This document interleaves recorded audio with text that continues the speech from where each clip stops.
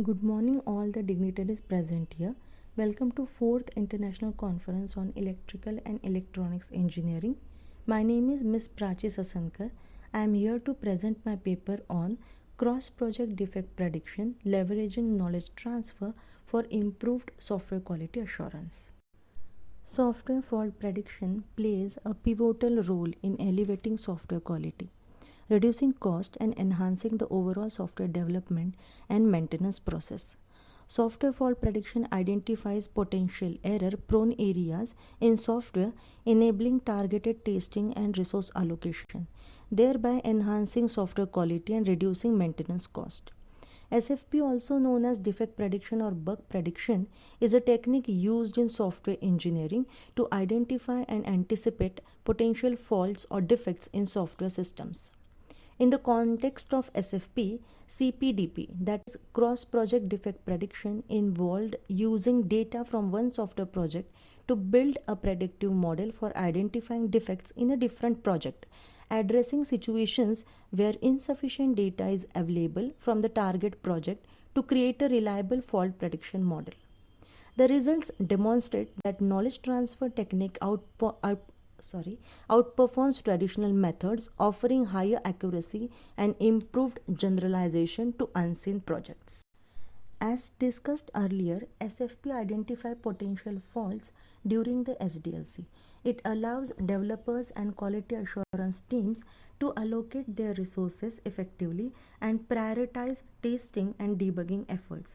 SFP includes various techniques varying from manual to automated testing methods.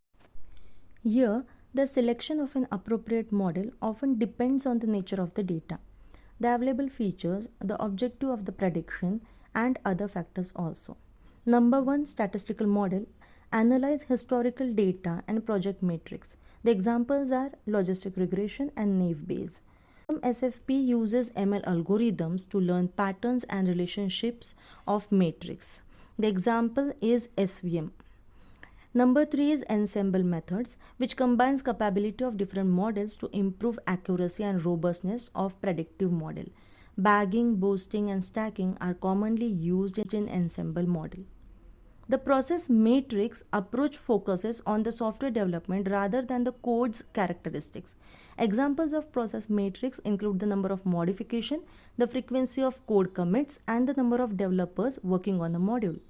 Metrics such as code churn, code complexity, code coverage, and the number of code reviews are analyzed in process matrix. The examples are logistic regression, decision trees, random forest.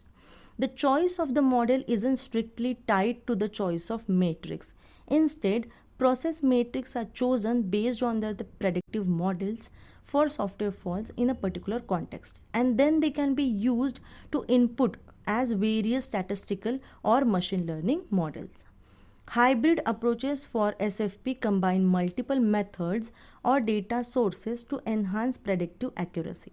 Typically, they integrate code metrics, process metrics, and sometimes textual information from commit messages or bug reports. Literature review on SFP techniques suggests that earlier only one type of technique was used for prediction for a particular database. No single algorithm can achieve perfect result. Leveraging knowledge transfer for SFP will improve accuracy prediction. Integrating SFP models in SDLC improves software quality for sure. Knowledge transfer in defect prediction also improves resource allocation. The CPDP will improve the quality of prediction techniques, giving us more accurate results. Featured engineering for CPDP includes methods to harmonize or standardize metrics across projects and approaches like meta features or embedding techniques to capture project similarities or the differences. The techniques or methods which are included in CPDP includes transfer learning, domain adaptation, or relevance filtering. The probability model for defect prediction using Bayesian Belief Network is an approach that leverages the power of Bayesian probability to make predictions about the occurrence of defects. By constructing a network of nodes representing software metrics and relevant factors, The model learns relationships and dependencies between these variables using historical data. It calculates conditional probabilities of defects based on observed metric values and prior probabilities.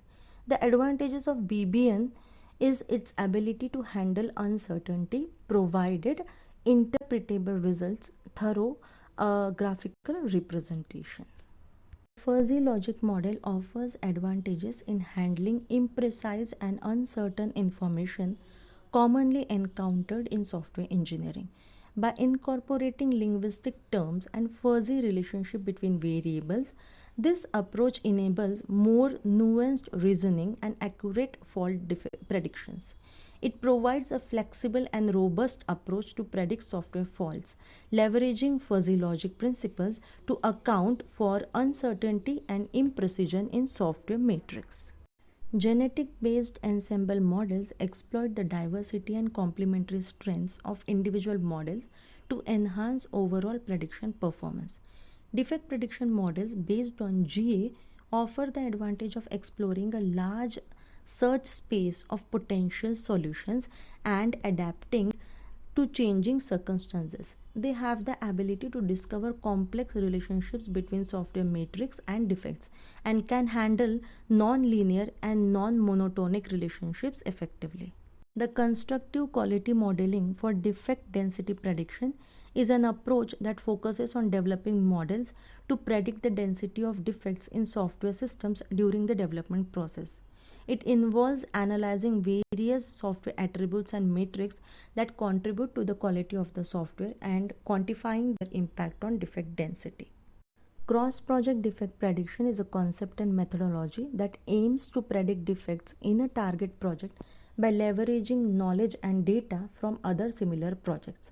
It recognizes that software projects share common characteristics and that defect patterns observed in one project can be informative for defect prediction in another project. The methodology of CPDP includes the shown steps. The very first one is data collection. Here, historical data from multiple past software projects is collected, including the information software matrix, defect occurrences, and other relevant project attributes. The second step is data pre-processing, where the collected data is cleaned, standardized, and prepared for analysis. This is a very crucial step as it ensures the data quality and consistency for the project. Third is feature selection. Relevant software matrix and attributes are selected from data to serve as predictors for defect occurrences. The fourth step is model training. Using the pre-processed data and selected features, machine learning or statistical models are trained to learn the relationship between the chosen predictors and the occurrences of defects. Fifth step is transfer learning. The trained models are then adapted to the target project, which lacks defect, by leveraging the knowledge learned from other projects. Transfer learning technique enable the model to generalize and predict defects in the target project more effectively. The last step is the model evaluation. The predictive performance of the CPDP model is assessed using appropriate evaluation metrics such as precision, recall, F1 score, AUC, ROC, etc. This diagram depicts the proposed model, which includes the historical data from various projects where important metrics are selected, and based on the evaluation is done, trained data is used for hybrid model for the SFP. Finally, the results and the conclusion. We have concluded that practitioners can delve into above areas, that is improved transfer learning techniques, handling big data, domain adaptation, ensemble methods, incorporating software evaluation, interdisciplinary research, real-time and continuous prediction for the accuracy and efficiency of cross-project SFP that will improve untimely, leading to higher software quality and better defect management strategies.